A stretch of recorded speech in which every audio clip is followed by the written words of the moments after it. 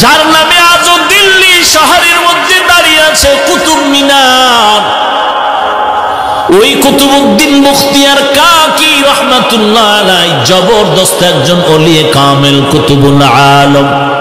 ইন্তেকালের সময় খাদেমকে ডেকে বললেন, রে খাদেম, আমি আর বোধহয় বেশি দিন বাঁচবো না, মরণাপন্ন হয়ে যাচ্ছি। ইশারাতান কেমন যেন মনটা খারাপ লাগতেছে। বিদায় বেলা দুইটা ওসিয়ত করে যাই, করায় গন্ডায় পালন করবি। এক নম্বরে মরণের পরে জানাজা পড়ায় তাড়াতাড়ি দাফন করে দিবি, দেরি করবি না। নবী বলছেন, মাইয়েতের দেরি করিয়া জানাজা দিলে মাইয়েত বড় কষ্ট পায়, তাড়াতাড়ি দাফন করে কবরে রাখবি।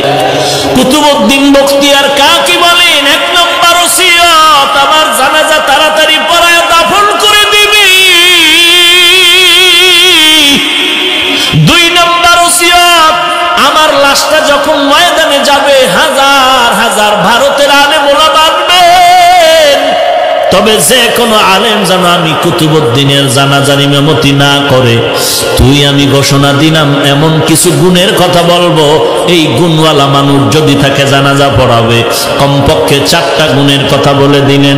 খাদেম, আমার লাশটা ময়দানে রেডি করে 4টা গুণের কথা বলে দিবি। ওই ময়দান থেকে 4 গুণওয়ালা ব্যক্তি যদি থাকে, সে জানাজার ইমামতি করবে। এই 4 গুণওয়ালা যে থাকবে না, সে যেন আমার জানাজা না পড়ায়। আল্লাহর ওলি কুতুবউদ্দিন বখতিয়ার কাকির ইন্তেকাল হয়ে গেল।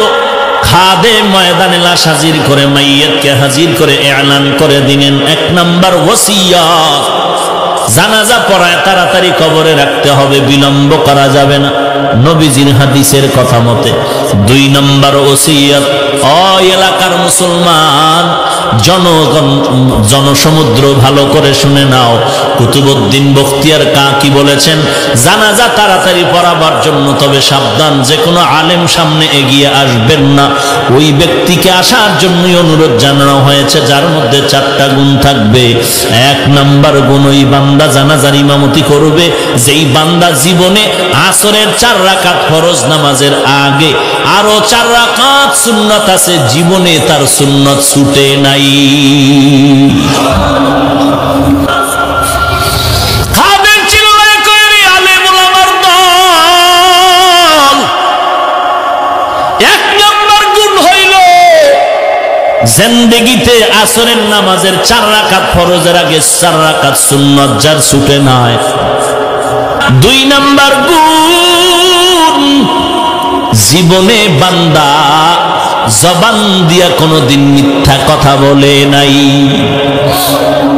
3 নম্বর, জীবনে কোনোদিন 2 চোখ দিয়া বেগানার দিকে নজর করে নাই।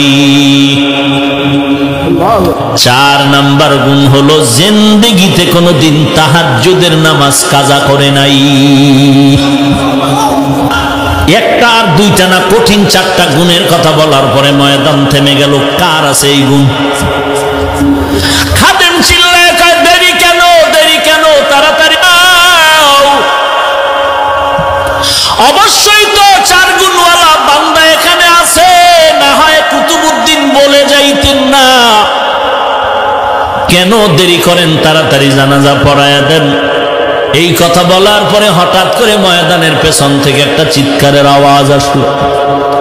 পেছন দিক দিয়ে একজনে ডাক দিয়ে কয়, একটু রাস্তা করে দে, কুতুবউদ্দিনের কাছে যাওয়ার মতো একটু রাস্তা বানায় দাও। সকলের নজর কেড়ে নিল, ওই বান্দা রাস্তা করে দিল। সবাই ভাগ্য নির্ণয় করে, কপাল এত ভালো কার। তাকায় দেখতেছে, চিৎকার মেরে মেরে দৌড়ায় সামনে আসলো।